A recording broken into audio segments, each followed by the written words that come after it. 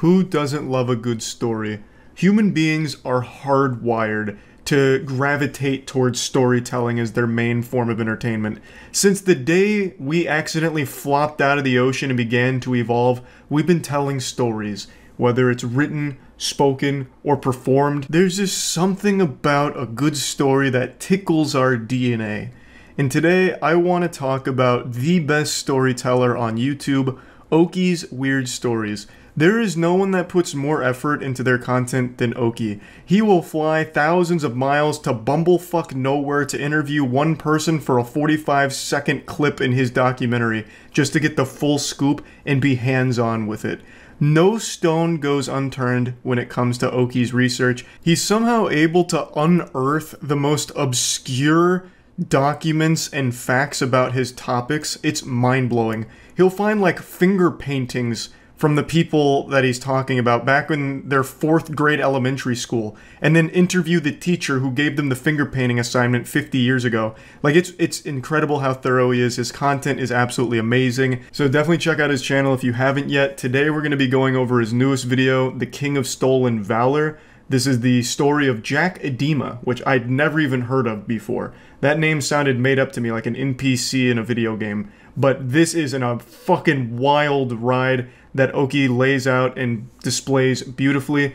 Oki also has a Patreon, which I'm going to link in the description below. So definitely feel free to support him there as well. Is it Tier 1 tortellini weed shop tonight? No.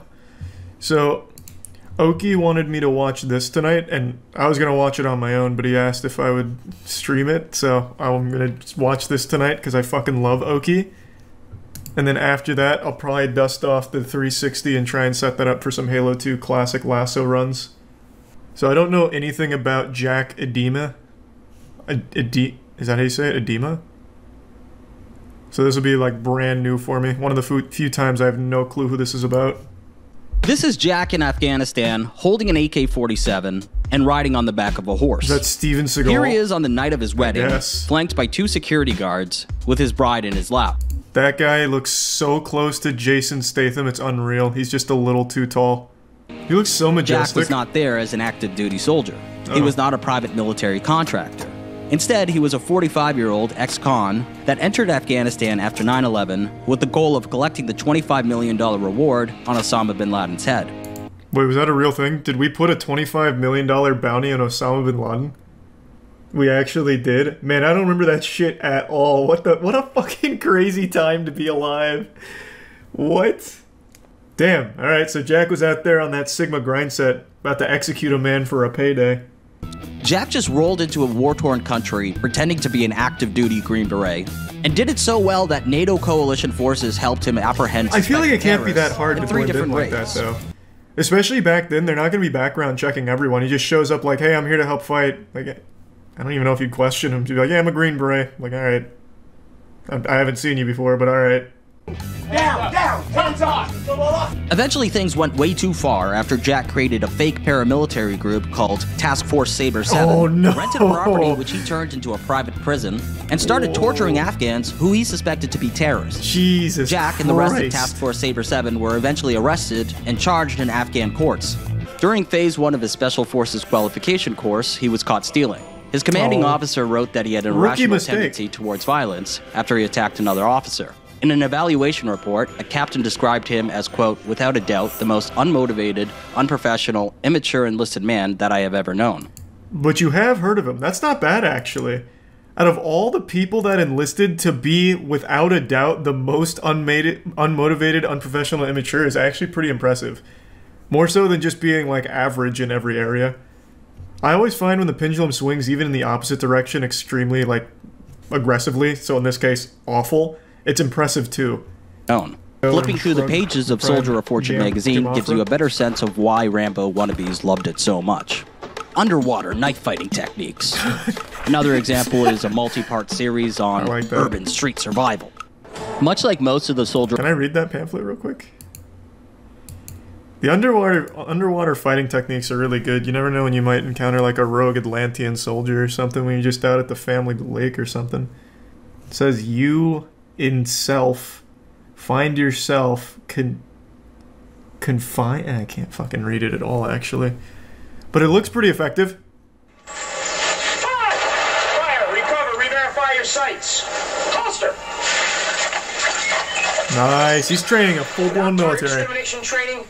Around this time, Jack also started a mail-order business selling paintball equipment and non-lethal military gear. He's still respected to this day by paintball enthusiasts who regard him as a pioneer in the sport who sold high-quality equipment.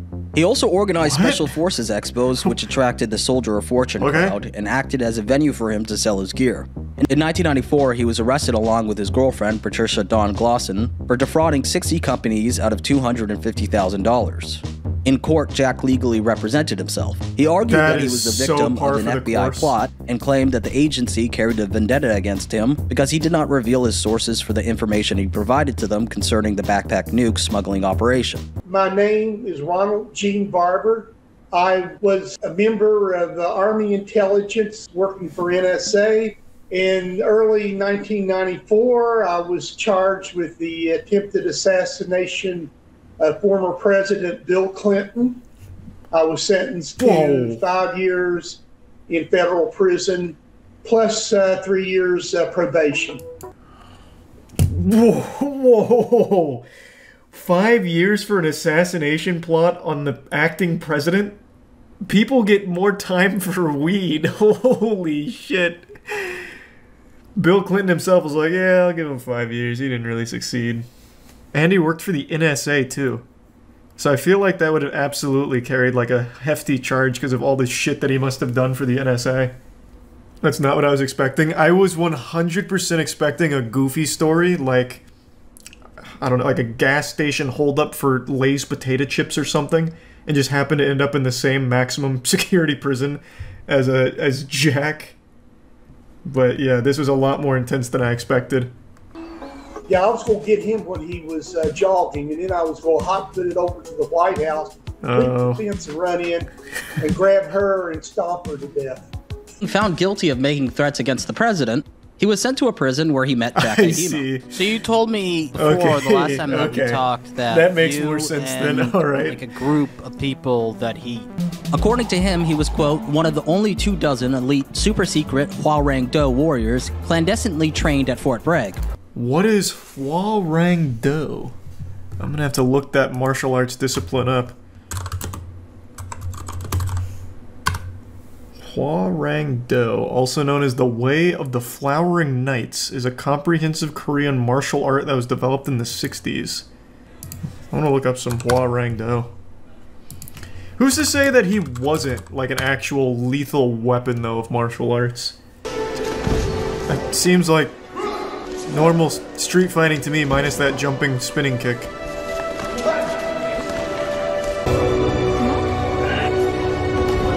This is such a mismatch. Why are these two fighting each other? This guy has 6 inches and 80 pounds on this guy. He was also a part of the Army's top-secret SOT course, where they trained their elite ninja-type commando teams. Of course. So Jack really wanted to adapt his story into a film, American and it was while he was in commando prison where he finally ninjas. found an end. He met an award-winning CBS journalist and documentary filmmaker named Gary Skirka.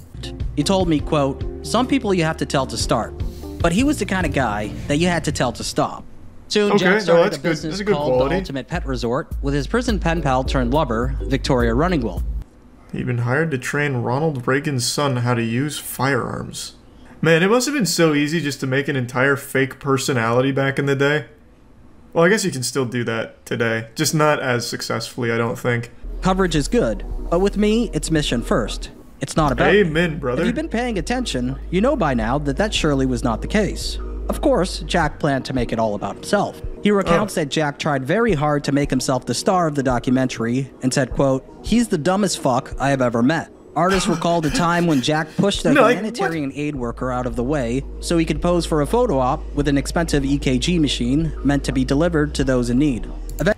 Well, and how successful was the photo? I bet that was the best goddamn EKG machine photo op they ever got. They just didn't know what kind of star they had on their hands. He deserved the spotlight. Fucking get the humanitarian workers out of there. They're blocking the light from Jack. I mean, this seems like it's Artist's fault, honestly, not his. Eventually, Artist became fed up with Jack's behavior and told Gary Skirka that he would not participate in the documentary unless Jack stayed away while they were shooting it. I took Adema aside and Neil Barrett filmed this. I put my bony finger in his face and said, I don't know what your agenda is, but I don't want you at any of our sites. You're out of my fucking life. Damn. If edema is needed to make a documentary, then you can take all the tape you shot so far and shove it up your ass. Okay. Playing a little hardball. Maybe he was feeling a little intimidated by edema's 5'7" stature. While they were shooting Seems a little insecure to me. On November 11th, 2001, can't appreciate a good patriot. was badly injured by shrapnel from an artillery blast and was medevaced back to the United States a few weeks earlier than he planned to leave.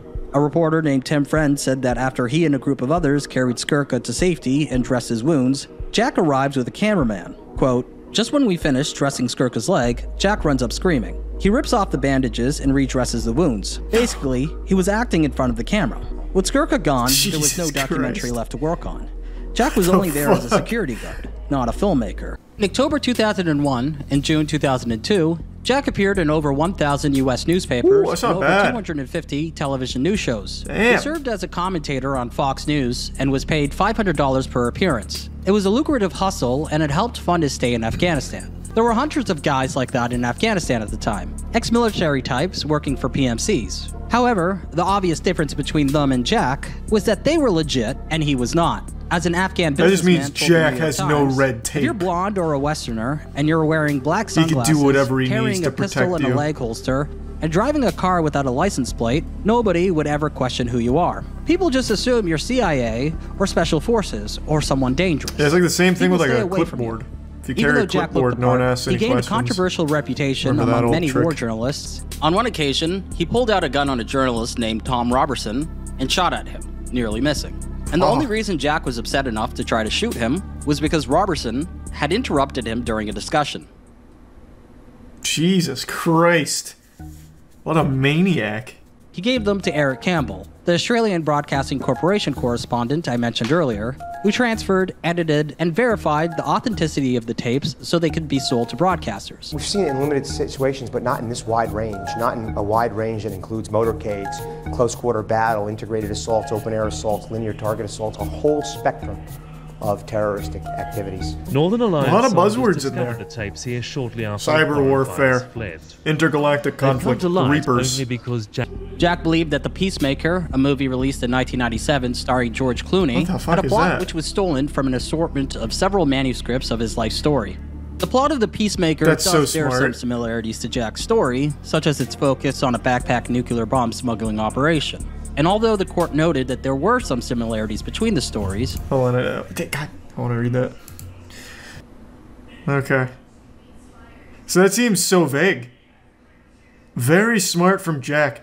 Tell vague soldier fanfic and then sue anyone that has anything that remotely resembles it, it seems. Like, these just seem like circumstantial generic plot points that you'd find in an old 90s movie. Almost worked. True, I mean, he got a lot of lawsuits under his belt. The claim was dismissed and Jack was ordered to pay $260,079 in legal fees, which he never did. Another person who Jack sued is a man named Eric Cassette, who I was lucky enough to speak to. Eric Cassette worked at his father's car dealership and repossession business when he first crossed paths with Jack. The first day when we first got served papers from him, he rolled up in front of my dad's house with 4 blacked out SUVs fully loaded with special ops guys. He come to my door and knocked on it with a pizza box in his hand. My niece opened the door, and she was like 5 at the time. He throws the pizza box at her and says, "Now you're served," and threw his summons at us. We were served papers every day. He killed my dad. He was a criminal. He was a crook, and he was a nasty person to be up against. Careful what you say about Jack. He's an American hero. Around this time, Jack reconnected with his hero, Robin Moore. Robin Moore wrote the book The Green Berets, which the John Wayne movie was based on. He also said that he witnessed Jack choking his girlfriend during a fight, and that Jack forged a letter using Fox News stationery in order to submit it as evidence in his lawsuit against him. That's so fucking nuts. Holy shit. Destroying his own house with a samurai sword and choking his girlfriend in front of people. Bro, what a red-blooded, God-fearing American warrior. I mean, that's what happens when you question Jack. He gets the samurai sword out. I'll tell you what, bub. Fuck with Jack and you're whack. After spending 2 years in the United States, Jack returned to Afghanistan. When Jack returned to Afghanistan in April of 2004, he then arrested the suspected terrorist, Saki, blackbagged him, and stuck him in the back of a car to be taken to Task Force Sabre 7's headquarters, the Honeycomb Hideout. Shit! Now I'm really mad! That sounded just like Billy Mays. I haven't broken a mirror in 7 years, now I just broke another one. Jesus Christ. After days of interrogation, Saki gave Jack the name of a 30-year-old taxi driver named Sarajan, and said that he was in charge of a plan to assassinate top Afghan officials. Sharajan makes the decision on who to bomb. When the Saber is not there, Sharajan is at the charge. Can Sharajan make? Can I get a ketchup? Hours later, Jack and Task Force imagine Sabre 7 G.I. raided Joe. Sarajan's house. Yep. There you go. That's Jack. It's like he saw a couple action movies and just based the entire way he moves and operates off of the characters in the movies. Just look at that wide stance. Looking like the Counter-Strike 1.6 cover. Fucking cruising, Jack. What a lethal weapon.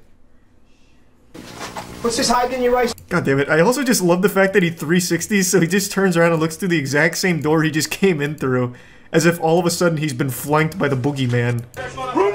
Man, and people actually took him seriously too, which is wild. What's this hiding in your ice bag for? What's that hiding in your ice bag for? A whole bunch of shit. Magazines too. As you said, Riku, Red. Inside Sarajan's house, they found some traces of explosives and a detonator hidden inside of a rice bag. Jack repeatedly asked his prisoners who their targets were. The two names that are brought up are the former Afghan Minister of Education, Yunus Konini, and Afghan Defense Minister, General Mohammed Fahim. In footage recorded by Jack's cameraman, Ed Caraballo, the former Afghan Minister of Education thanks Jack for thwarting the attempt on his life. And I'm thankful for what you have done, especially in this kind of operations.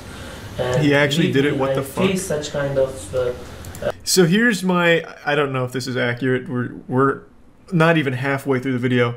I'm imagining all of that was planted, not legitimate. Would be my guess. I don't think he actually successfully did anything even remotely helpful. I am imagining he planted all of that, like, and set people up. That's my guess. I don't know. Maybe he legitimately did help somehow. But given this guy's entire history of never doing anything right and being the biggest scumbag possible, lying and faking everything in his entire fucking life, it would be shocking to me if for the first time in his... how old is he right now? I think he's in his 30s. In his 30-something years, he actually legitimately did something right. I would be shocked. So my guess is it's faked. He planted all the evidence, which I imagine we might get to later down in the video. But I could be wrong. He could have actually helped as well. There's no telling for sure. On July 5th, 2004, the Honeycomb Hideout was raided by Afghan police forces who arrested every member of Task Force Sabre 7. Oh, they were man, arrested Jack. after Jack called Kabul police chief, Baba John, to turn over the prisoners. After the raid, the police found 8 Afghan men, some hanging by their feet, bound and hooded in Task Force Sabre 7's HQ. They also found torture equipment, bloody clothing, handcuffs, and blindfolds. The prisoners said that they were tortured and forced to confess to crimes that they had not committed. After Afghan police arrested the members of Task Force Sabre 7, they were taken to a jail run by Afghanistan's Intelligence and Security Service, the NDS. None of you tell the truth, you all fucking lie, so. What's your message? Don't be that way, Jack.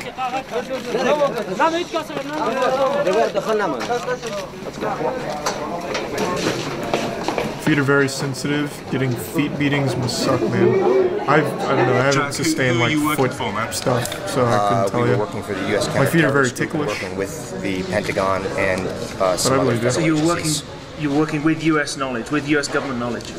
We were in touch with the Pentagon sometimes 5 times a day at the highest level, every day.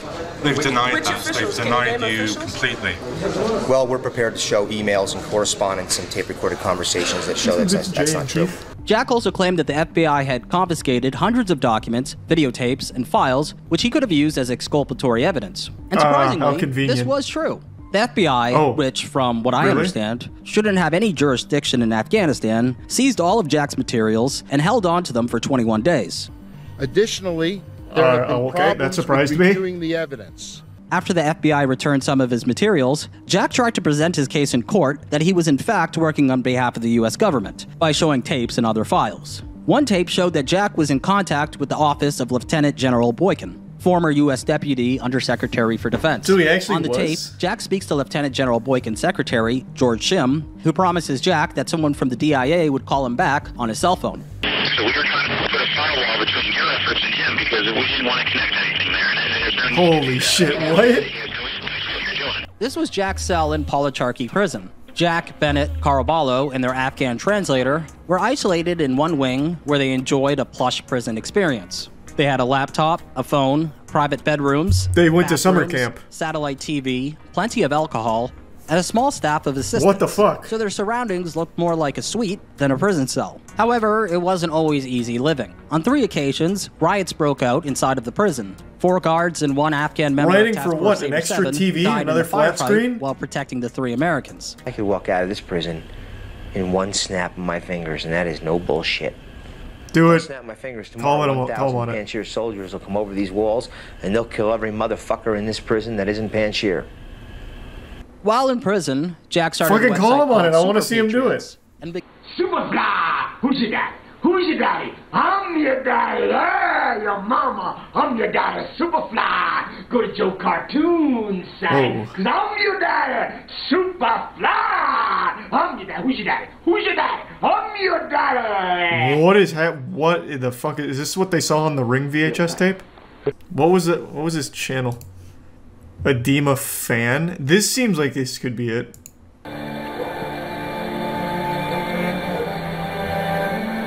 Jack Edema and his infamous Japanese sword practice an ancient art.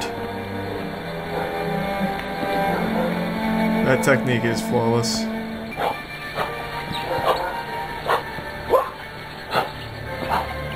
In 20 FPS? No, it's actually a 60 FPS video, but he slowed the footage down so you can actually see his moves. His Bushido is legendary. Like a ballerina is right. That footwork. Again, all I could see was him. A bad dye job. He was sweating, and I could see little beads of hair dye. And I thought, oh my goodness, yikes. You know, he's got like hair dye, sweat, and he's shorter than I thought. And on the phone, he would always laugh and joke when he was calling me from Policharki about how people would make fun of him because they said he was so short and he never was short. And I thought, he is short. He's really short. So anyway, so I was all excited to see him, and I just looked at him. It's not easy being our height, I'll tell you what. He started being loud, obnoxious, showing off, and I see him climbing up the building. And I'm like, whoa, what's he doing? And he didn't stop. He just kept climbing up the building. Then he did an Assassin's Creed dive off the rooftop. And I looked at the people around me now are looking, and a bale of hay. I just met him. So they're like, is that your boyfriend or your husband or whatever? And I'm like, yeah. And they're like, what's he doing? I'm like, he forgot the keys, he's getting them. And somebody said, go down. Nope. He had to come down the same way he went up. Oh, and now Jesus I'm totally Christ. freaking out. I'm embarrassed. I'm humiliated. And he's like, everybody thinks this is cool. And I'm like, oh, this guy's fucked up. Soon, Jack rented a condo in Mexico, but in time he was evicted from it after he was arrested for... Honestly, sounds like me in my freshman year of college. Like doing the stupidest shit in the world because I convinced myself in my head that everyone else thinks it's cool, even though it's the lamest thing imaginable. Like wearing my favorite Xbox game disc on a chain around my neck. Poor Jack just never had anyone to tell him that. My heart breaks for him.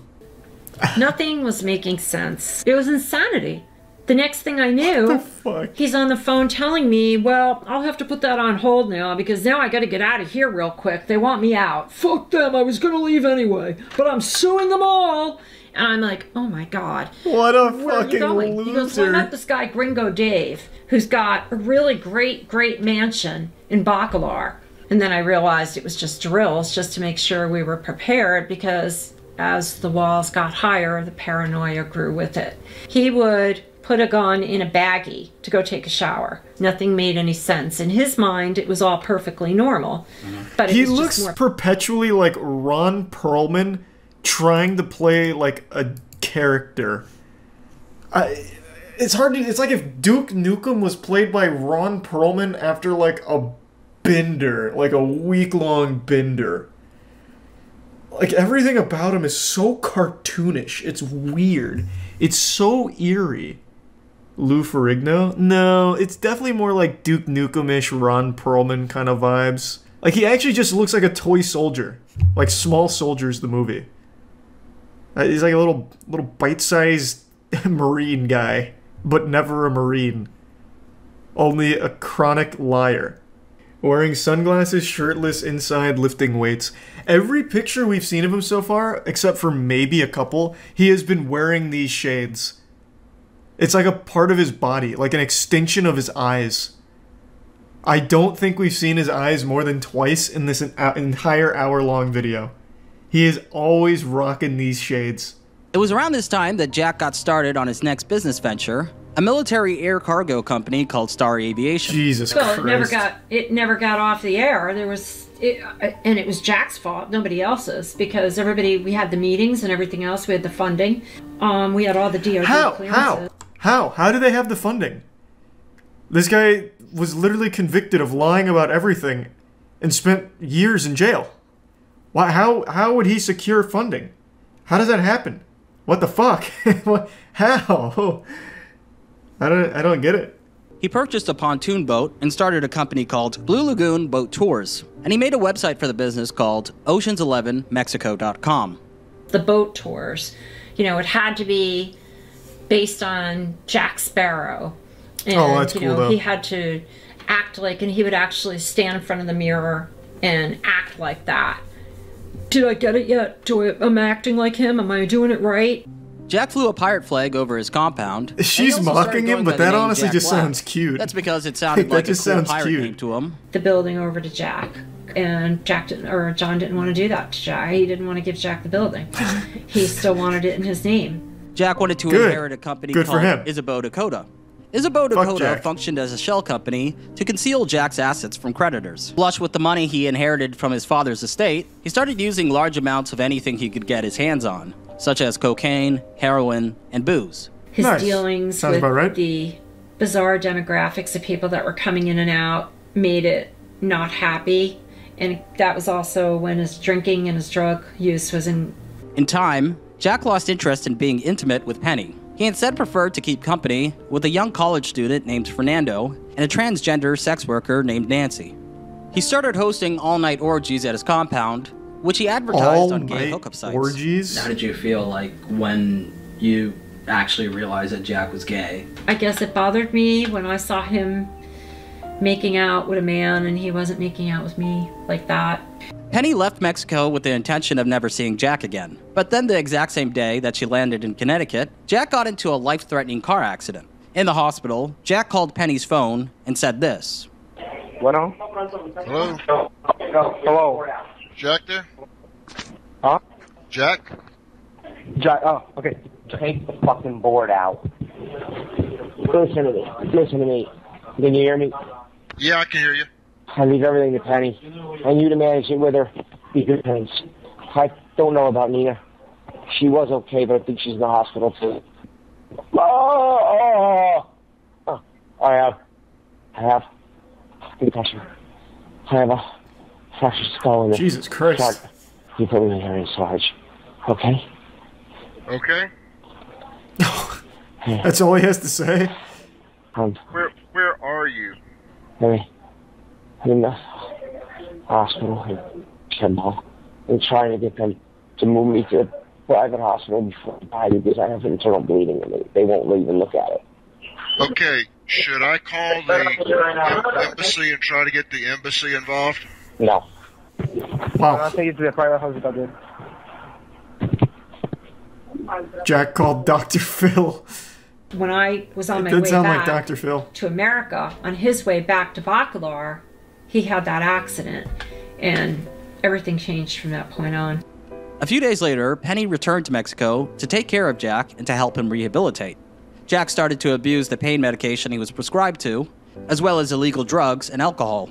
I was getting sicker, and he decided that I should go be tested for HIV. To my surprise, he wanted to get the same test. I thought that was odd. I thought all this was odd. We got tested, and the results came back, and they were positive for HIV. Oh my God, what the fuck? And I wanted to make sure what I was hearing was proper because I didn't think it was right. But Dr. Dennis said that Jack was going to get worse, but I could go home and I could get better. And Jack freaked out. Jack just went ballistic. He took the phone, he broke it, and I honestly thought I was going to die. That was all I thought. I went home, I got to get away. I was quiet. I told just a select few people that I had this. Then I called up Jack and told him how sick I was, and I just collapsed. Jack wanted me down there immediately. He also didn't want me, and he kept saying, I hope you're not telling anybody, I hope you're not telling anybody, and I needed help. I couldn't tell him that because I wasn't allowed to say anything, but I needed help. I was scared. Nina is the dog that was rescued from Afghanistan that came to me, and Tinka was our Mexican kitty. So in July, I made plans to go back. I walked into the house and it was different. Everything was different. It wasn't clean like it used to be. There was dead flies everywhere. The door was broken. And he just looked at me and he was happy to see me, but his eyes were just black. He looked like he had been up for days. He reeked of alcohol, cigarettes. Natalie, the maid, she was telling me other people were coming too. So everything was there and they were getting worse and everybody was still coming in. All of the sex fest constant, it was worse than ever. Okay, and how many people have got this now? My plan was Christ, he just tested positive for HIV. When I say that was the plan, if you can understand this and try to wrap your brain around this, the plan involved killing Jack and getting my dog and my cat. So I went into the bedroom, I took the gun out from underneath the pillow, and he was at the computer. I don't really know what the hell happened, but he grabbed me and he started hitting my head into the marble stone, whatever the heck the place was made of. Shit! Just kept hitting my head into it nonstop. I'm petrified of mice. So he put a couple in a bag and put them over my head with the bag. And I fainted. And now I've got like bites on me. My head's still killing me, by the way, from having it slammed. And my eye was so messed up. So I was freaking out. So he took the cuffs off. He started being nice. And he said, you know, just tell me who you're working with. She went back for the animals. I wasn't working with anybody. Okay, again, the paranoia was kicking in. He was messed up, completely messed up. The Noblefina he was putting in me, he was putting 10 times in himself. Plus he was doing coke, he was doing everything. He was drinking like there was no tomorrow. I will never understand the human body. Sometimes people will eat like an expired grape and fucking die on the spot. Meanwhile, this guy is injecting himself with 10x the like necessary dosage of a pretty hardcore substance, as well as doing coke and heroin, and doesn't die. All while having untreated HIV as well. How the fuck does that happen? That blows my mind. This is crazy. Yeah, I know like tolerance and everything, but even still, that's so superhuman. Fuck me, man. What a crazy turn. Well, I guess it's not even like an unexpected turn from the story. Jack's entire life has just been an absolute tragedy of his own making. Just an absolute fucking disaster. Like an actual biologically bred loser in every category. Just an actual piece of shit from top to bottom. Jack is a superhuman whose blood consists of 100% drugs. I guess so, man. There's just more coke than water in his body. Like, it blows my mind. I actually just don't believe it.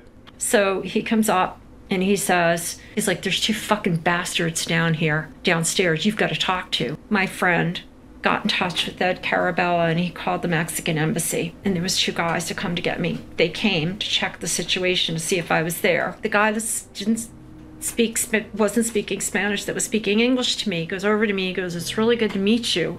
And he put his hand out. When he put his hand out, I grabbed his hand and I took my fingernails and I stuck them in his hand. So he realized what was going on. So he held on to my hand for a minute. Jack goes, "What the fuck's going on?" And he just went like this. He squeezed them back like he knew I was in trouble and he was going to get me out. Kind of galaxy brain. Okay. So who did I work for? Who sent me there? I kept saying, "I don't know what you're talking about because I don't work for any of these people. I don't know these people." Yes. I still can't believe he ever got out of jail to begin with. I really can't. No. And then I heard a really familiar voice. He's like, "Plumber." He's like, "Didn't you go back to America? Jack said you go back to America." I'm like, "No, I can't get out of here." I go, "But Nina and Tika, I came back for them." He goes, "You gotta go, come on." He goes, "I can't save you if you don't come." I had to leave them. So we're running, and his helpers are trying to distract Jack. And the plumber gets me in his car. He goes, "You stay there." He goes, "I'll call police." He goes, "You call police, you call people in America." He goes, "You gotta get out of here. You can't stay here." He goes, "I'll get you out." He goes, just let the police come. Go to the police." I feel like any minute now, though, Jack's gonna OD and die. They interrogated me. They asked There's me. no way he has long left.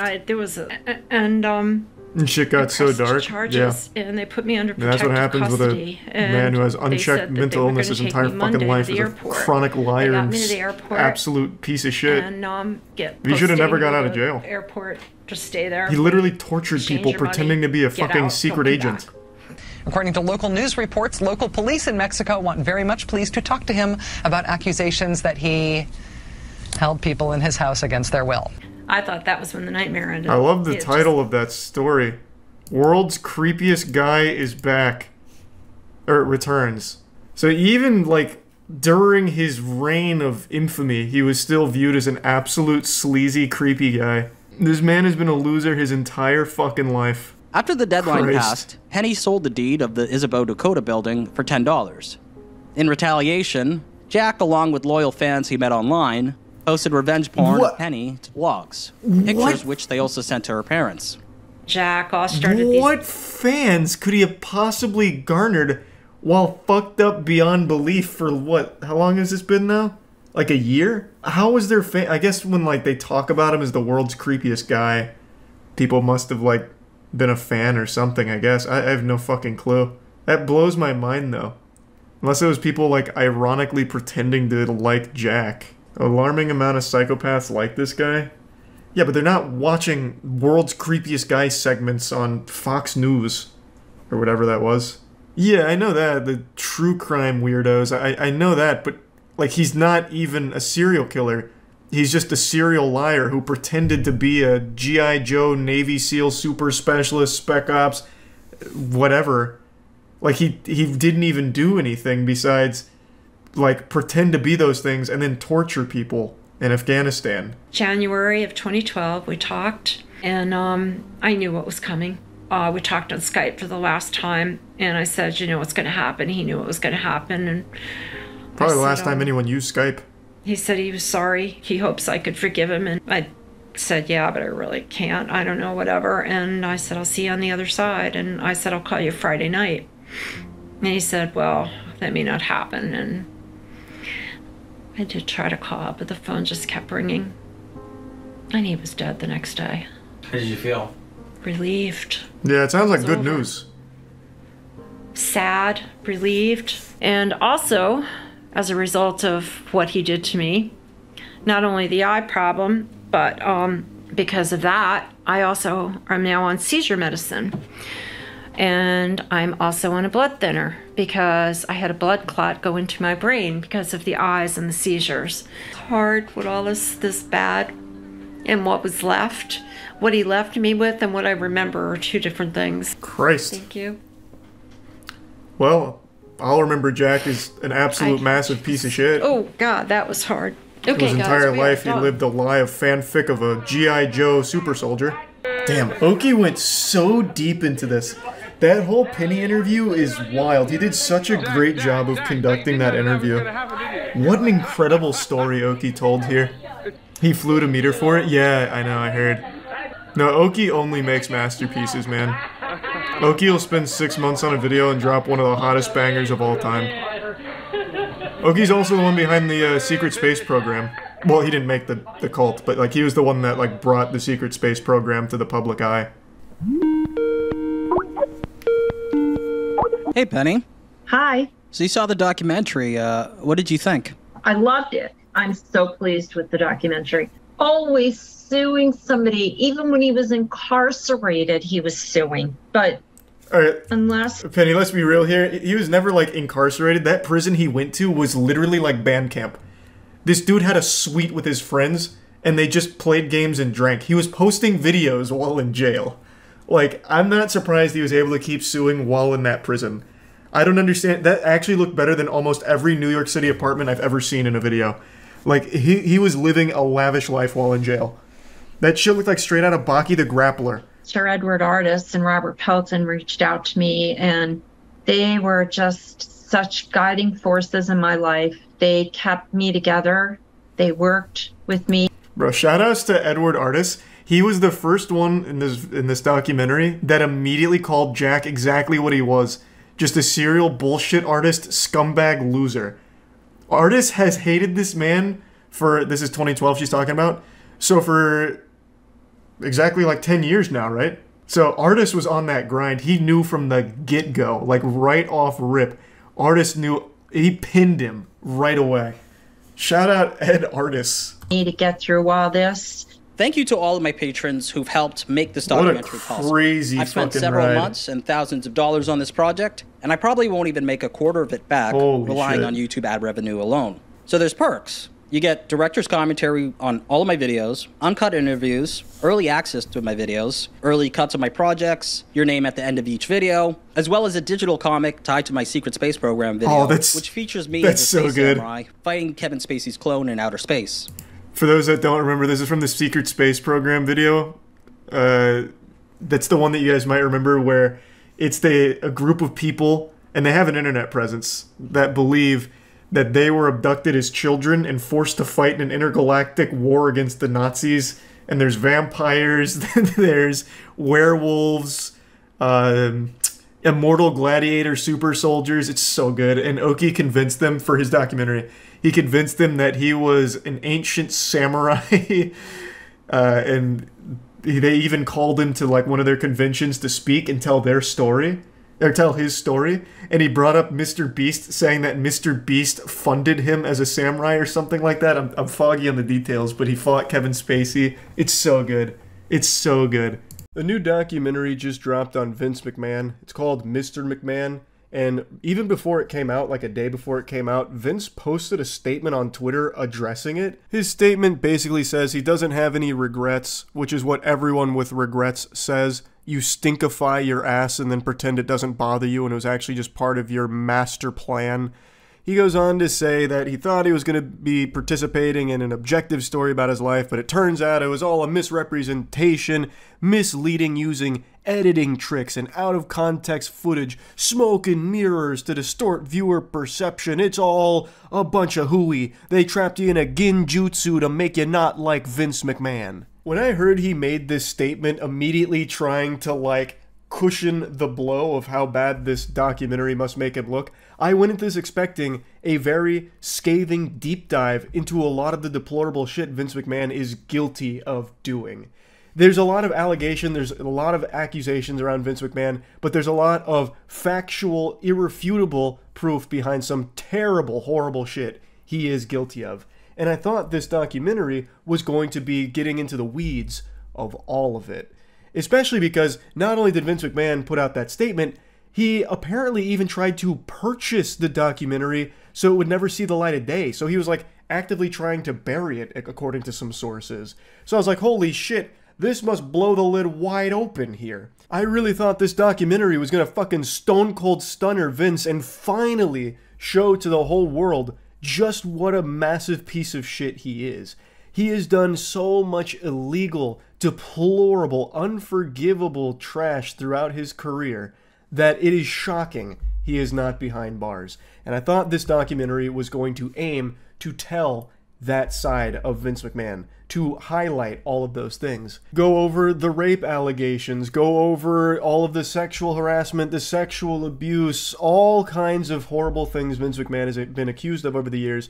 I thought this was the documentary that was going to be dropping bombs and going really in depth on all of it with new information. But it doesn't.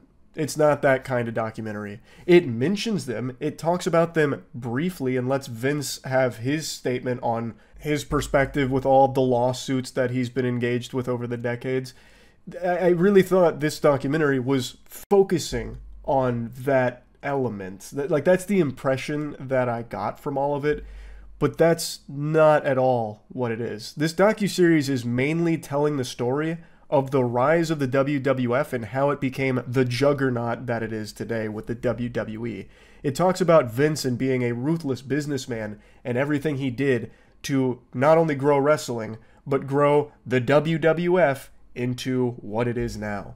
It's like a journey through wrestling, through the years, with Vince McMahon at the helm leading the charge and everything he battled and overcame in order to grow the company.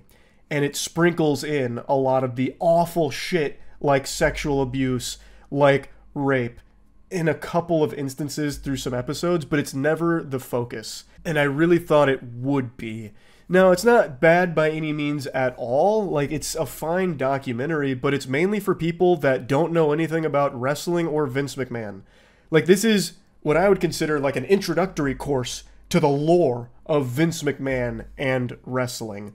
Like, it gives you little tiddlywinks, little bits and pieces, appetizers of the controversy, the awful shit Vince has done, as well as controversy in wrestling and controversy when growing wrestling, this and that. But it's not really like a slam dunk piece on Vince McMahon. It's not really there challenging Vince McMahon on a bunch of things. They do occasionally challenge him on a couple of his statements in the documentary, but that's not what this docuseries is about, really. And in their defense, at least to a certain extent, this was filmed, like the interviews, most of them, and a lot of the information was filmed before the most recent set of allegations were made public.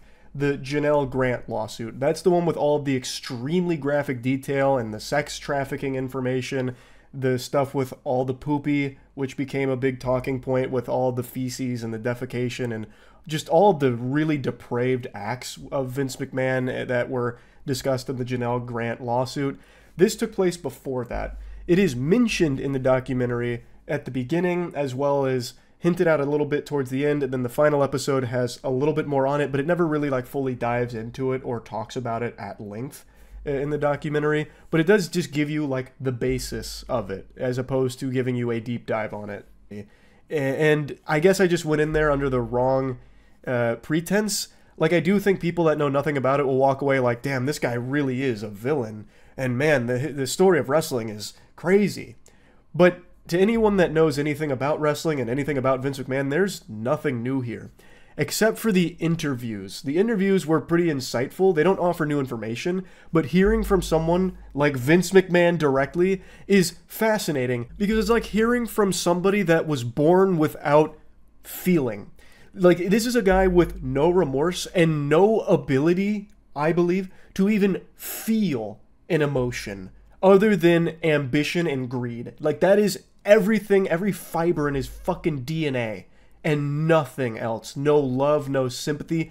He is like the devil. One of the best examples of this is when the documentary brings up the alleged rape of Rita Chatterton. Rita Chatterton was a female referee in the WWF that accused Vince McMahon of raping her, and it led to a lawsuit. And the interviewer during the documentary brings this up to Vince McMahon to get his perspective. He claims it was consensual. And then I wrote this next part down verbatim, because this shit was stunning. Like, this shit, a lightning bolt could have hit me and it wouldn't have been as shocking as what Vince McMahon said next. After claiming it was consensual, he said, "Had it been rape, the statute of limitations had worn off." I'll read that one more time for a little double take, a replay on the Jumbotron. "Had it been rape, the statute of limitations had worn off." Yeah, that sounds like something an innocent man would say. Yeah, certainly a not guilty person would say something like that, right? When I tell you I was so surprised I almost squeaked out a fart from my butt cheeks, I'm not lying. I couldn't believe I just heard him say that. Oh, no, it was consensual. Had it been rape, the statute of limitations had worn off anyway. Oh, yeah, shit out of luck, pal. Yeah, sorry about that. No, rape's bad, though. It wasn't that, but I mean, if it was, not much you could do about it. I went back and rewatched it just to make sure that I got the verbiage correct. It turns out I was a little off. What he said was, it was consensual, and actually, had it been rape, the statute of limitations had ran out. It's all kinds of crap like that people are digging up to try and have on you. Or what was it? To try and find something on you, I think is what it was. Like, that's the whole statement. That's the context. It's not like it's an out-of-context statement. And what preceded it was, he was talking about how, like, he's been accused of so many things like rape that, you know, he doesn't even, like, really pay it much of a mind anymore. So he just talks about this so nonchalantly. So even though the information there isn't new, that allegation of Vince McMahon raping Rita has been around for a long time. It is a new lens on it because now Vince weighs in, and wow, he expertly weighs in on it. Man, what a guy. But yeah, overall, there's no new info per se in it, but it is definitely interesting to hear the interviews and perspectives of, you know, some of the best wrestlers of all time, and Vince McMahon himself directly talking about some of this shit. There's also a lot of, like, moments in the documentary where Vince McMahon says something, and then the documentary will show you the exact opposite to highlight how Vince McMahon just can't stop fucking lying most of the time. Like, you can't trust anything that comes out of his mouth, like, at all. So Vince McMahon will blatantly lie about something, and the documentary then played, like, a clip that immediately contradicts what he said. Which I appreciate, and that does, like, critique him and criticize him, challenge him to a certain extent. I just thought that was going to be most of the content of the documentary, and it's not. That's just a component of it. The bulk of the documentary is, again, on the rise of the WWF and the ascension into this multi-billion-dollar company and all the controversies that led to it and all the business decisions that led to it and all the people involved, not just Vince. So I do want to reiterate that it's not a bad documentary, but it's one I went into with the wrong perception of what I was going to be watching. Anyway, though, just kind of wanted to talk about that. Vince McMahon is a huge piece of shit. I do recommend at least watching this to get the basics on some of the horrible shit, not even the full story on all of his crimes and awful, horrible, unforgivable shit that he's done over the years, but it's at least a good Cliff Notes version of it. So yeah, that's really about it. So yeah. I'm sure many of you still remember where you were when Tiger King dropped, a documentary series that took the world by storm, had us all in a titty twister, making references and discussions about it for probably close to like a full month, because it was a riveting tale full of twists and turns that no one would have ever expected, with a cast of wacky, zany characters and some really dark shit. A documentary where everyone's a villain and it is some revolting garbage that they get involved in, and it gets very sad very quick. And it led to like a lot of mystery too.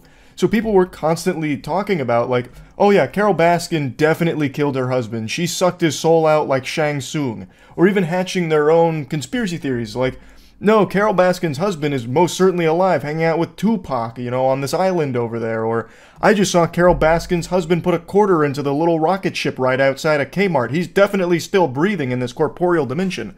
I actually was just at a Denny's and Carol Baskin's husband leaned over and asked if I wanted to share a crack pipe with him.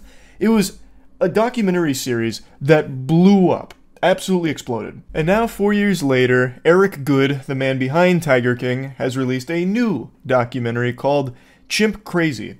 And there's 2 episodes out at the moment, and I just watched both of them, and I kind of want to give you my thoughts on it here. First and foremost, this show follows a similar concept. Exotic animals and a lot of twists and turns and a lot of demented, diabolical even, events that unfold. I'm going to try and avoid like big spoilers, but I do want to talk directly about a couple things in these episodes. The documentary mainly follows someone named Tanya Haddock, and she describes herself as the Dolly Parton of chimps. She says others call her that, but I've got a sneaking suspicion that it's mainly just a title she came up with for herself. That's her little Xbox Live gamer tag, the Dolly Parton of chimps. She gets a lot of work done, does a lot of tanning, and it's kind of a big part of her personality to a certain extent, I suppose. But the big thing about her is she is obsessed with chimps.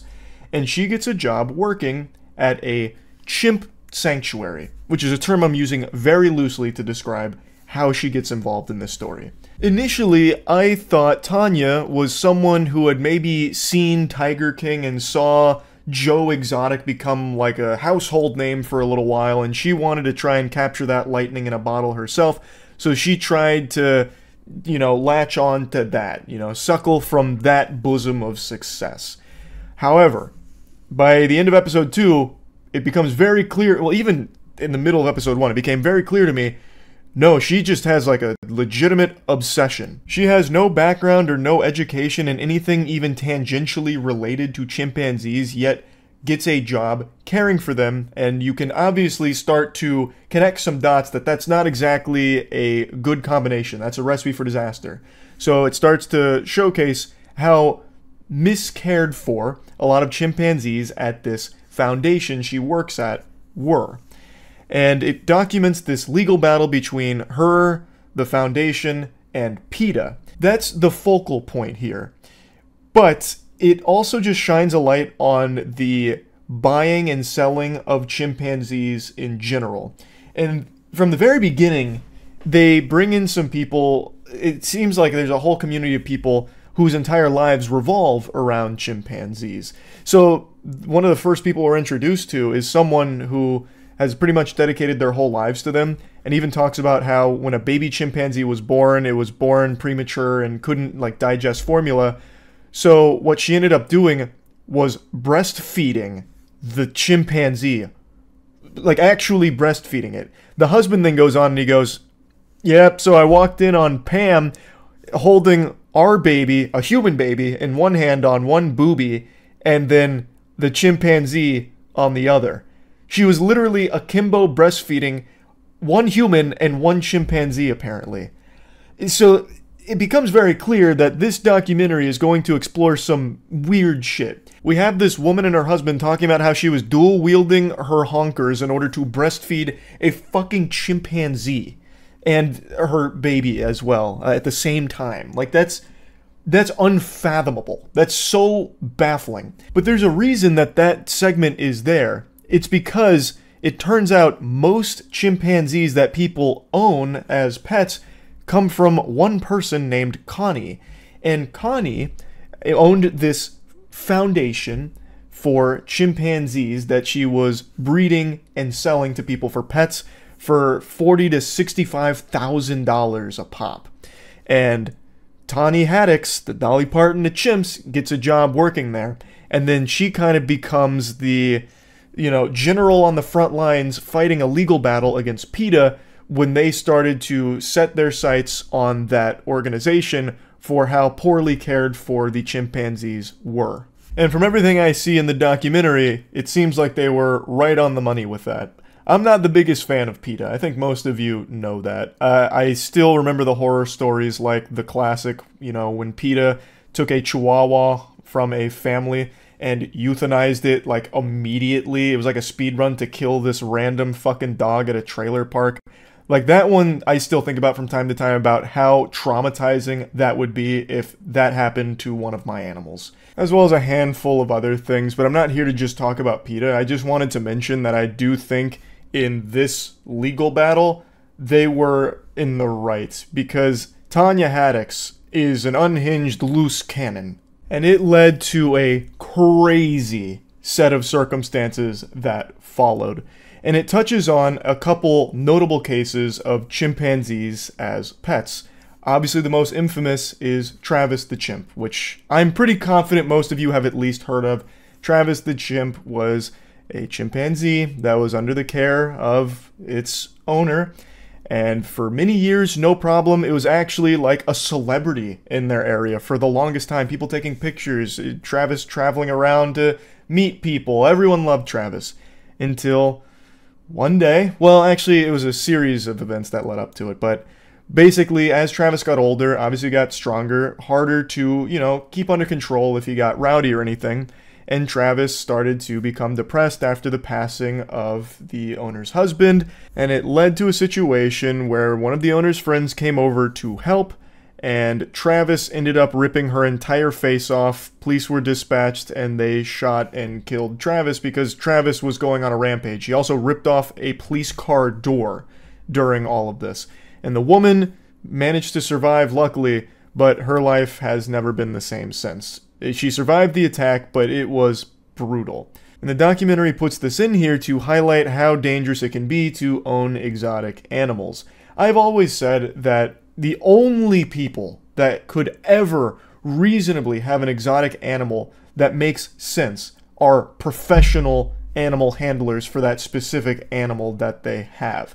I don't think exotic animals should be owned by just Joe Schmoes and fucking random goobers that just say, hey, I like chimps, I'm going to buy one from this lady in Missouri. That is a disaster waiting to happen, and of course it's terrible for the animals. In the documentary, it looks like these chimps are part of a puppy mill. That's what they were comparing it to, and it's pretty accurate from the conditions that they seem to have been living in and everything that was reported and shown. It's not acceptable at all. And the story that gets told here is one that, again, I don't think anyone could predict. Much like how Tiger King unfolded, I feel like most people probably wouldn't expect the directions this goes. I'll just give you a little sizzler reel here of information. I can't actually show you any clips, obviously. But there is a fake death plot. I'll put that on your plate. And it's not the kind of fake death that I think anyone's expecting with me saying that. I'm trying not to get into spoiler territory, but it goes fucking Insano style. It's not quite to the level as Tiger King, but we're only 2 episodes deep, so maybe it gets even wilder. But it is still just riveting. Like, I can't think of another word for it. It's sad, it's dark, it's gloomy, but you can't help but just get invested in the ridiculousness of what keeps unfolding. There's so many moments in these first 2 episodes that really felt straight out of a Tim and Eric sketch.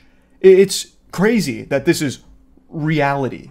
Like, heavens to Betsy, a core component of how this case got to where it was pure happenstance that a psychic reached out during the legal battle to drop a bombshell of information about Tanya.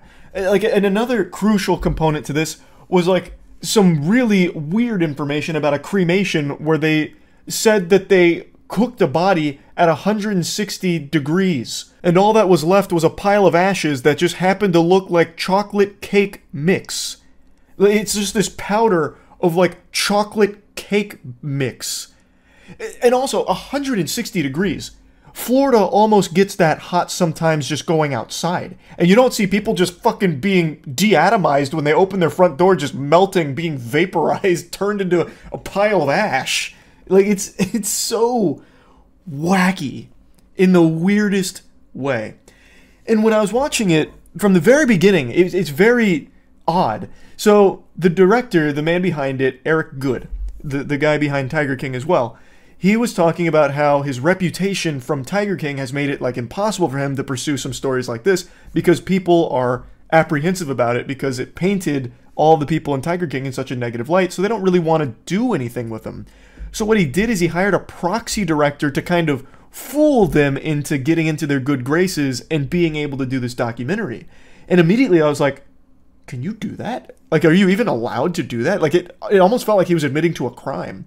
And then he also set up like some secret cameras during like a police, I can't say raid because it's not like a raid, but like this police excursion to the chimpanzee facility. He set up secret cameras to like film all of it and get all of these different angles and information. He even filmed like court hearings, and I don't know if that was like okayed beforehand. Like, there's many times I was watching this and I was like, is he even allowed to put this out there? Like, is this even legal with what he's produced? It's so interesting. And Tanya is just like, she's not as, you know, over the top as Joe Exotic. She's like a diet Joe Exotic, but she's like really creepy in a lot of different ways, saying things about her obsession with chimpanzees, like you can transform them into being you, or you can like mold them into being you. It was something to that effect. And then talking about how she loves chimpanzees more than her own children, and she would do anything to protect them, including giving her life. All kinds of statements and all kinds of things that she does, and you're like, whoa, ooh, oh. Like, it is, like, at many points in this documentary, very disturbing. But yeah, I just wanted to kind of talk about the first 2 episodes here a little bit, and that's about it. So yeah. Today, a Kickstarter project was launched, as well as a trailer dropping about the final years of Stan Lee's life and the elder abuse he was allegedly victim of. It's a subject I've talked about from time to time on the channel. A few years ago, I even made a video covering the exploitation of his legacy for the sake of shilling NFTs. That one was particularly evil, basically saying, you gotta put all your money into these NFTs. It's what Stan Lee would have wanted. Excelsior, am I right? You don't want to disappoint Stan Lee. Get our NFTs. It's shameful. And there were allegations of elder abuse in the later life of Stan Lee for a long time. And now today, this documentary has popped up from someone named John Bolerjack, who is a former assistant to Stan Lee, who's claiming he's had tons and tons of video evidence and footage of numerous times Stan Lee was taken advantage of, and now he's putting it all together for this documentary called Stan Lee: The Final Chapter, and he's launched a Kickstarter campaign looking for $300,000 to finish it. I'm going to go ahead and give you my thoughts right off rip before we even get into the trailer, as well as like a clip that dropped from it.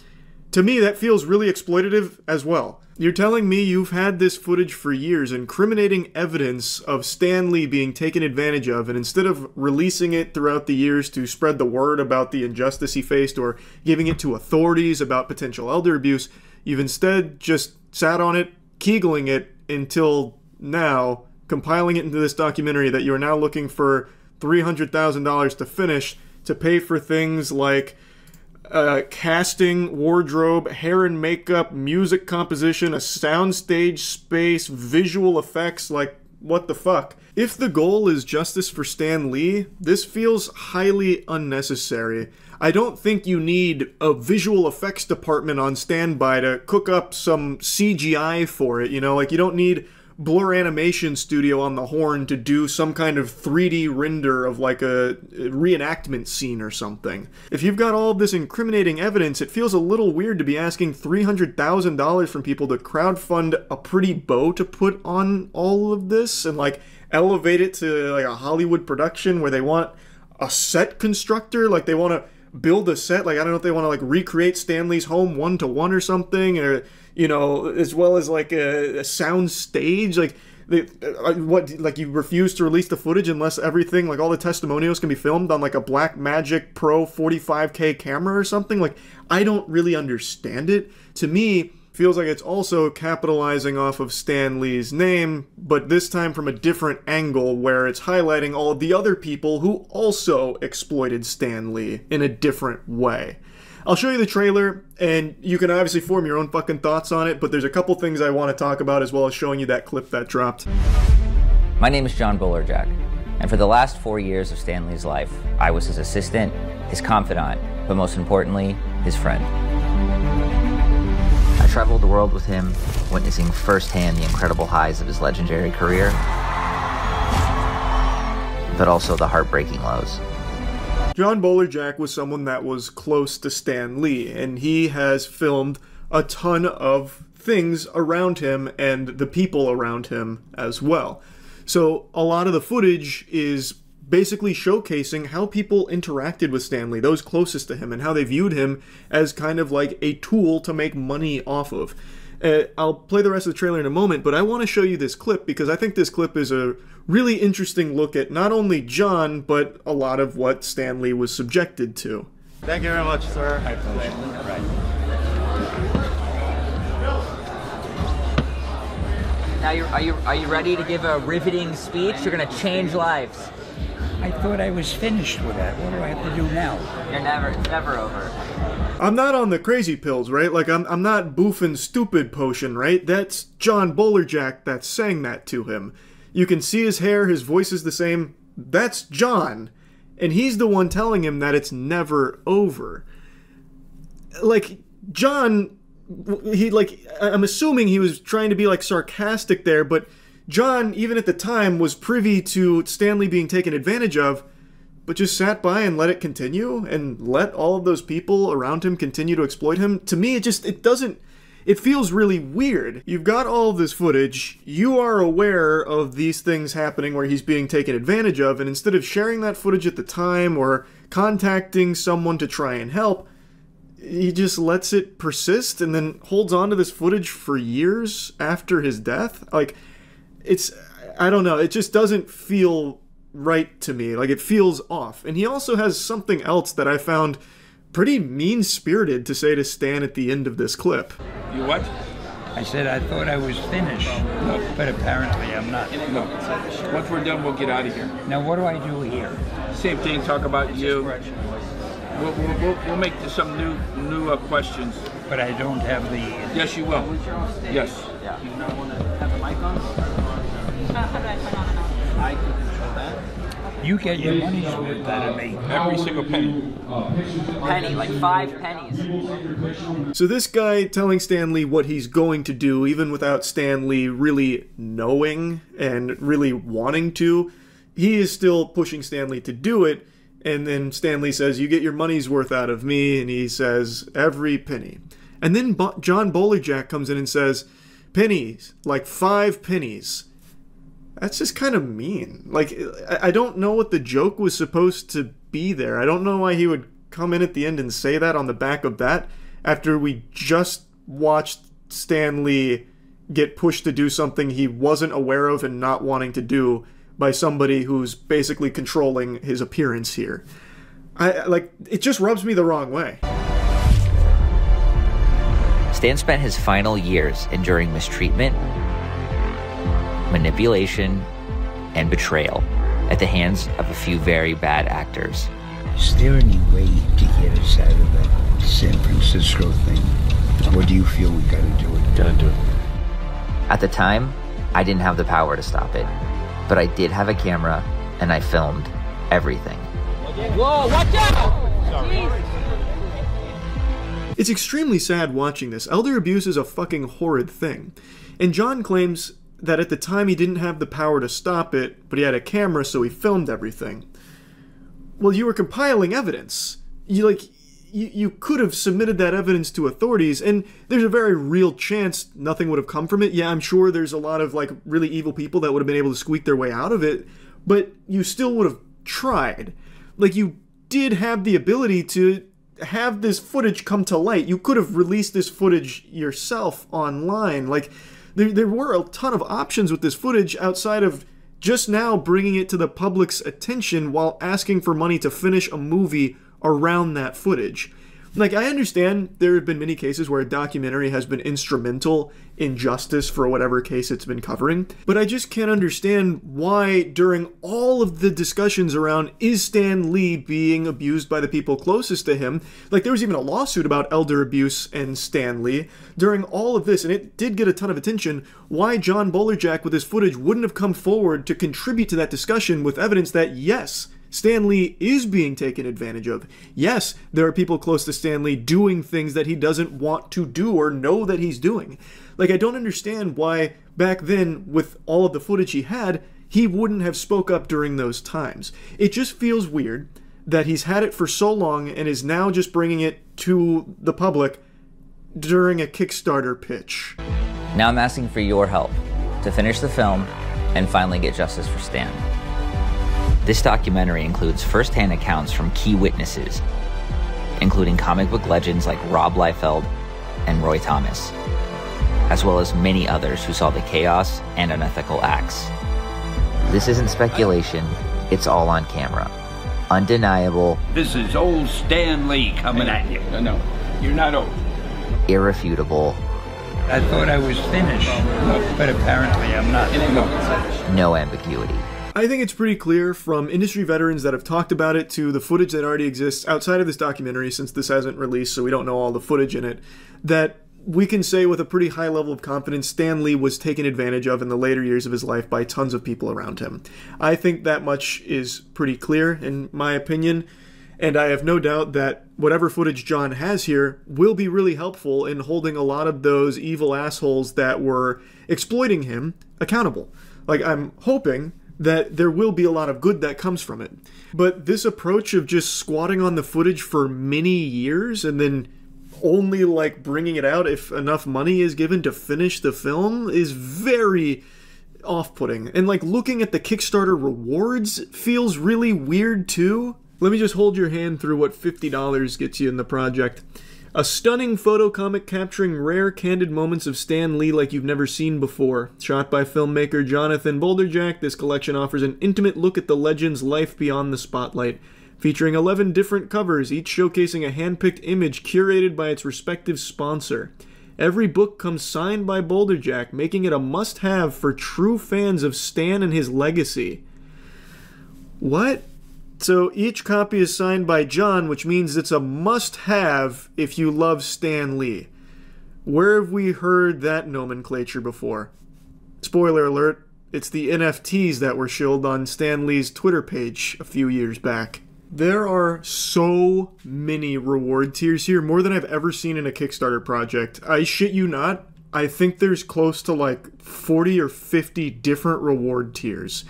It's crazy. Like, here's one for $500 where you get basically a CGC slabbed Stan Lee image. Like, it seems like the reward system is all about incentivizing collectors. Like, every reward tier has some kind of element that hypes up the collecting appeal of the reward tier for the Kickstarter. Like, it's very, again, weird. Here's another option for $500 tier, where you can get a tour through Los Angeles with John, where you'll visit places where bribes were offered, schemes were plotted, and millions went missing, stories that have never been told till now. What? So he'll take you on a tour of places where Stan Lee was exploited for $500. He'll take you on the Los Angeles tour of Stan Lee being taken advantage of. I just don't know how that can be perceived as anything other than slimy. It's basically reducing the elder abuse Stan Lee suffered to a tour for you to go on for $500 with this guy who's treating it like it's some kind of like attraction. It's just so not okay, I feel. For $8,000, you get an invite to the Emmys and the Governor's Ball. Alright. It goes on and on. Like, I'm not kidding. Like, 40 different reward tiers is an understatement. I think there's probably closer to like 60 or 70 different tiers of Kickstarter rewards here. With your help, we can finish the film, expose the truth, and give Stan the justice he deserves. As I mentioned, this footage that he has most likely will showcase a lot of the horrible things people have done to Stan Lee, and many times he was taken advantage of. But I don't feel like the goal of this film is to get justice for Stan Lee. It looks very different when you actually go through the page, all the rewards, all of the things that the money is going towards, and also when you remember the fact that he's had this footage for so long and is now just bringing it out for a Kickstarter pitch. I find it very weird. But anyway, I just wanted to talk about it. That's it. See ya. Yeah, I've been doing some earlier streams. Today we've got Smash. Right now we got 2 Moist in top 4 for Melee, 2 Moist in top 8 for Ultimate, and then we have Apex, the finals. So, we got plans. See the crazy run Cole is on? Yeah. I also just saw Zane's absolutely unhinged 3-0 against Mango. Zane was looking incredible. So I've been watching. What a run from Josh Man too. Josh Man's been having a fucking tournament as well, yeah. Thanks for resub JP in the Prime Bland. Who's the creepy Pinterest guy? Are you gonna watch Rebel Moon Part 2? Comes out April 19th. Poster looks really stupid. I saw. The Scare Giver, or Scar Giver. I saw the post on Twitter. The good news is it cannot be more boring than Rebel Moon Part 1, so it's only up. Like, it can't get worse. What the fuck is Rebel Moon? It's that Zack Snyder super stinker from last year. His Netflix exclusive Star Wars plagiarism piece. You mean worst movie ever? Well, it's not the worst movie ever, let's not get carried away, but it does suck. It's so fucking boring. This is literally Star Wars. Yeah, I mean, it's not a secret, it is. I think even he's pretty open that it's like Star Wars fanfic. But it's just really bad Star Wars fanfic. Today we've got three big tournaments, and then after that I might do some Siege, depending on what time it is. Worse than Rise of the Skywalker? No. But that's only because Rise of the Skywalker was the finale to the new trilogy, which was all terrible. In a vacuum, I would say Rebel Moon Part 1 is worse than Rise of Skywalker, but Rise of Skywalker had the benefit of being part of a trilogy that was all terrible. So as like a full product, I think Rise of Skywalker is worse. Thanks to Prime Bob. Tier 1 Shrew.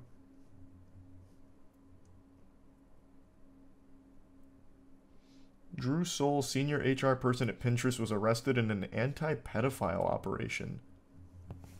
Drew Soul.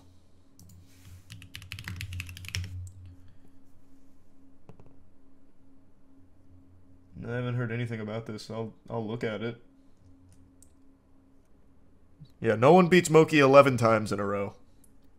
10 is where it stops. But next we have Zane H-Box in winner's side.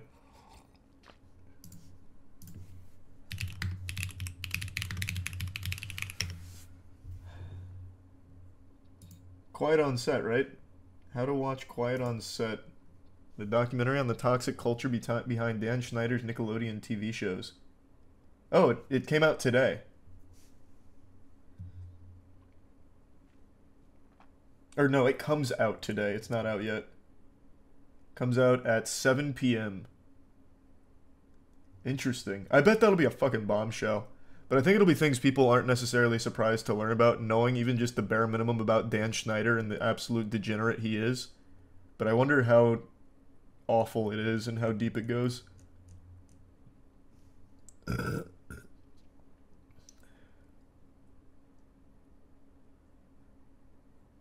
that's awful. I'm sorry to hear that, Silo. Just put in a forum on the next giveaway night, but it's just pure RNG, man. I'm sorry to say. Please wish her the best for me, and I'm wishing the best for you and your whole family. What did Dan do? What do you mean? You don't remember Dan Schneider? He's the foot fetish guy from Nickelodeon who made like all of the kids' television programs. Congrats, Wolfman. That's huge. Hope it all goes well.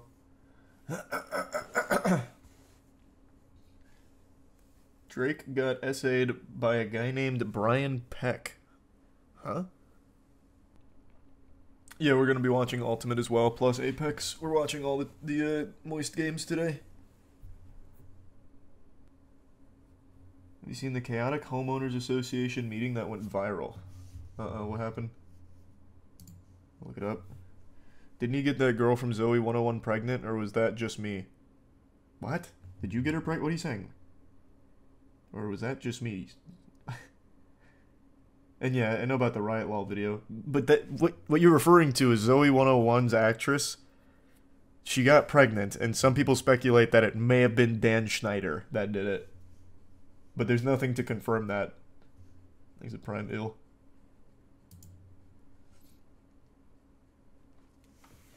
I think there's a good chance he did, though. This guy is an absolute menace.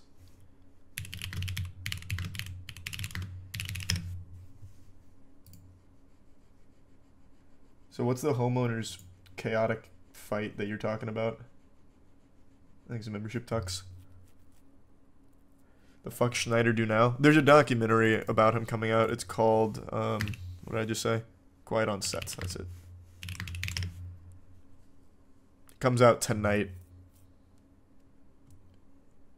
So there's going to be a lot of new Dan Schneider information that hits the public sphere, I think.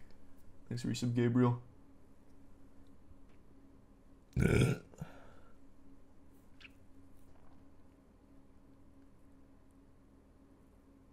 Has Dan faced any repercussions for being creepy? Nickelodeon let him go, but other than that, nothing legal. Hey, Tom. Wishing you the absolute best. I'm sorry to hear about that. Fuck, that's awful.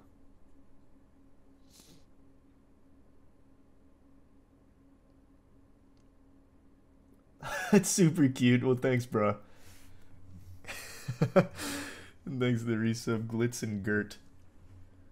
I hope the journey's going well then, bro. Is he still working with kids? I don't know what Dan Schneider's doing right now.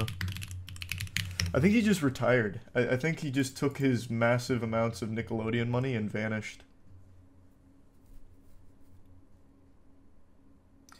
In 2021, he revealed that he lost over 100 pounds. But other than that, nothing else is known about his time since being let go.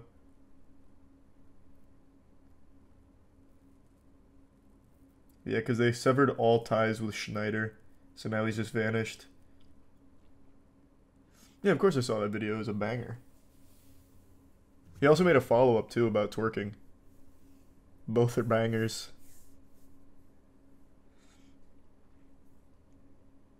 What was your favorite Nickelodeon show? It's got to be SpongeBob. I still actively quote SpongeBob. Ren and Stimpy's creator was on some super weird shit. Yeah, that there's a great video on him from... Who is it?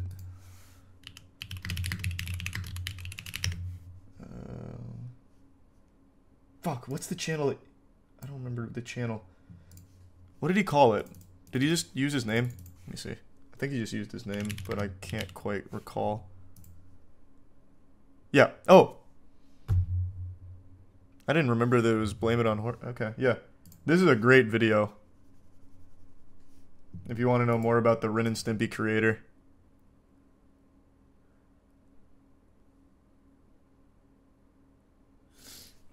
Mordpie reacting to your video.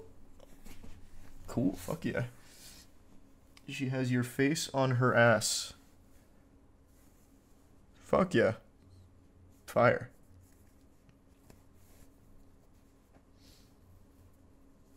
Thanks a Prime Laser.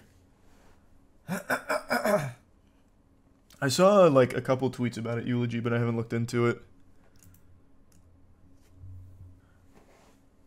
I don't really check those out, Spartan, so I don't know. Check out Asian Bunny stream, your face on her tits. Morg Pie reacting to you, your face on her ass. What a day. What a day. It sounds fire. Cool. I'm happy to hear that. It feels good. A lizard tier list? How many different kinds of fucking lizards would we even be able to get access to? Lizards are cool though. I mean, they'd all be probably like S tier. You gonna watch Light and Cola in the top 8 of Collision? Yeah, we're watching all the Moist Esports tournament games today. So we've still got Zane in winners finals here, Moki as well, and then Ultimate we have Cola and Light top 8. So we're watching all of it. And then we have Apex after, so we got a big day. And then I'll probably go and start clapping cheeks on Siege. What's it called though, Pand? The name of it? You gonna see the new Ghostbusters this week? It looks like shit. Maybe. Oh hey, a creamy treat is whipped cream. Alright, I'm not telling you how to run your business, but have you thought about like pooping yourself? That could be crazy. The HOA meeting gone wrong. I'll try and find it. That's kind of vague though. There's gonna be a lot of those. Hope you're doing well. Oh my god, no, there's way too many videos of this. HOA drama sounds fun. I mean, I guess, yeah. It's kind of just lame most of the time. There's one, like, classic one where some guy, I don't even remember what he says, but he says something everyone disagrees with, and the entire, like, auditorium turns around and looks at him and just starts booing. And then some lady's like, you need to get out. And he's like, what? What? Other than that, though, it's just kind of lame. Just a bunch of, like, senile geriatrics arguing about, like, the length of grass. He's a prime uncle.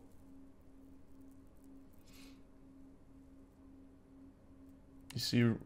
No, what? When did that happen, Shiki? Thanks, Resub, Ahmed. And yeah, we'll be watching Apex as well. What was he talking about? Maybe it comes up if I just type in "you need to leave." I think he said something racist. I don't remember. Oh, here it is.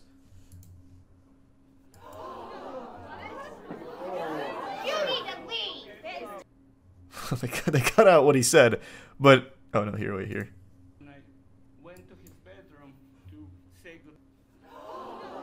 And then the whole fucking place turns around.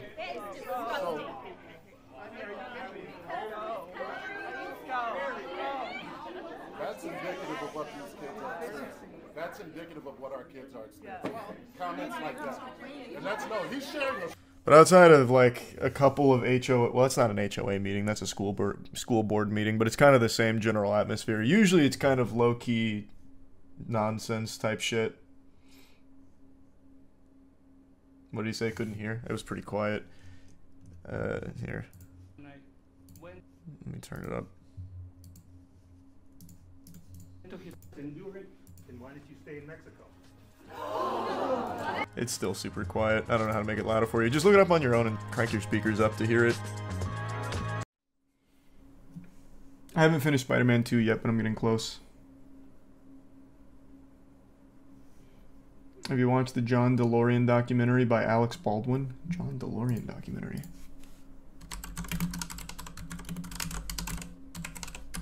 The framing of John DeLorean? I haven't seen this, but you know what I did see today? I'm going to pull this up. I don't know how many of you saw this. Daniel Radcliffe is producing a documentary about his stunt double who was left paralyzed after a stunt went wrong.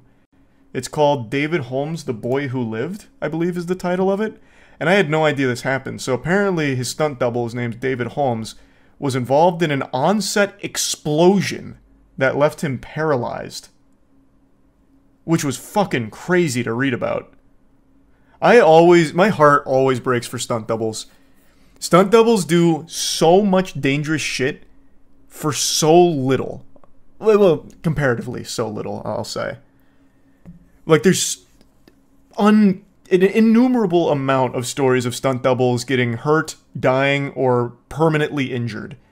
Like, how many of you remember Resident Evil stunt double with the degloving? That one I still think about from time to time is fucking horrifying. Like, it's craziness. So, Daniel Radcliffe is producing this documentary to go over David Holmes' story. Apparently, David Holmes also has, like, a podcast that he talks about for like stunt work and all of that. So it's apparently a pretty inspiring story, I imagine. It's one that would definitely make me super emotional though, so I don't know if I'll be watching it. I always hate hearing about things like this. It just makes me really sad. I feel fucking horrible for them. Well, thanks for that, Danny. I'll definitely check that out. Is there a Stuntman Oscar? No. So, there's a real reason for it, and I kind of understand where it comes from. The reason they don't do Oscars or like really big nods to stunt work is because there's the fear, and this could just be copium and an excuse, but it does have logic to it. There's the fear that by incentivizing stunt work to be bigger, grander, more extreme, over the top, you make it more dangerous, and you push people to go harder, which makes it ultimately more dangerous. So by making an award for like the craziest stunts, you'll have other people that'll try and vie for that next year where they're like, I want to be the craziest stunts. We need to have the craziest stunts, shit like that. So it just keeps escalating. So I get why you don't want to incentivize that, but it's really such a shame that you can't give like an official appreciation for the stunt work because it is crucial to the films and it is such an impressive art. But I do understand the argument for why you don't, because you don't want people to risk their life for the glory.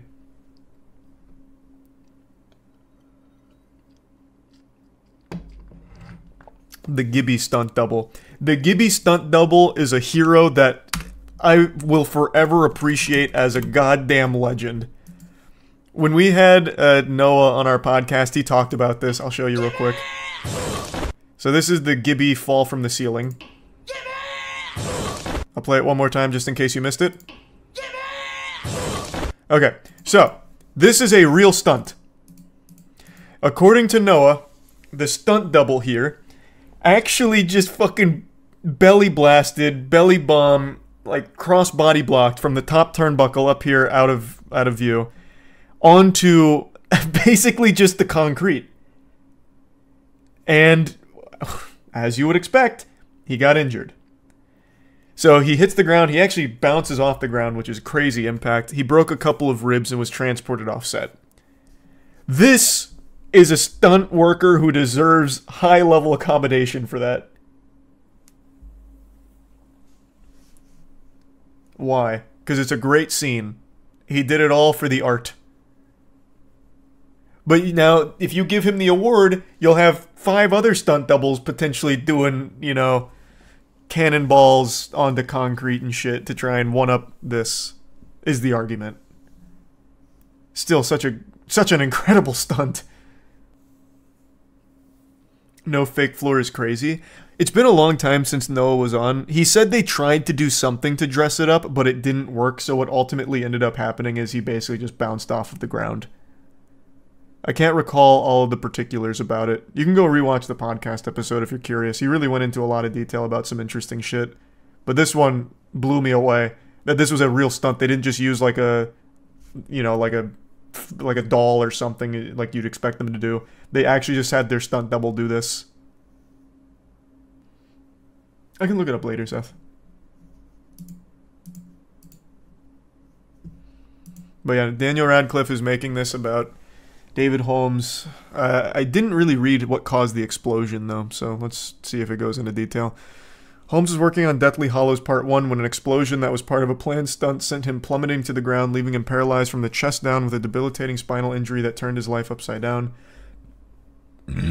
Featuring candid personal footage shot over the last decade, behind-the-scenes material from Holmes' stunt work, scenes of his current life, and intimate interviews with him, Radcliffe, friends, family, and former crew, the film reflects on universal themes of living with adversity, growing up, and the bonds that bind people together. Okay, so the explosion was planned and I guess blew him off of wherever he was, and he hit the ground, causing the paralysis. I don't remember what in Deathly Hallows would have even had something like that with Harry.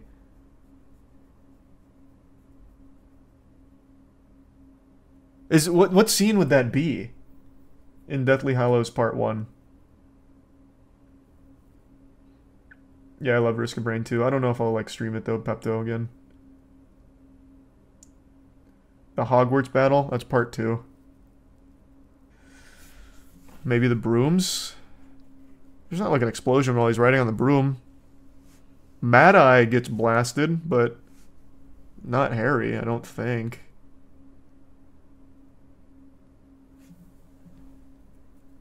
Yeah, I guess maybe something at the wedding. There was a lot of chaos there, perhaps. I just don't remember anything where, like, Harry himself gets hit by, like, an explosion or something. So maybe it was... The explosion was planned, but maybe him being near it and all of that was very much not in the cards. But Daniel Radcliffe really seems like such a good guy. Shining a light on a story like this, I think, is just a good thing to do. And I really like Daniel Radcliffe's post-Harry Potter work. He just chooses wacky roles that he gets to have fun with. Like Guns Akimbo, Swiss Army Man. What was his most recent one? He had a role in like a TV show where he was like shirtless and crazy. Like some Mad Max shit. I just think he's a really like good guy from what I've seen. He got an Emmy nomination for Weird Al. Good. Good for him. It was that flying scene. He got yanked back hard at fast speed. Oof. It's awful. Not wrong, Jackson. That's actually a good point. Swiss Army Man was awesome from him. Like I said, man, pretty much everything Daniel Radcliffe's been doing post-Harry Potter I think is good. There hasn't been anything he's done where I'm like, damn, Daniel was shit in that. And no, Toad, not tonight. That's not what I'm playing tonight.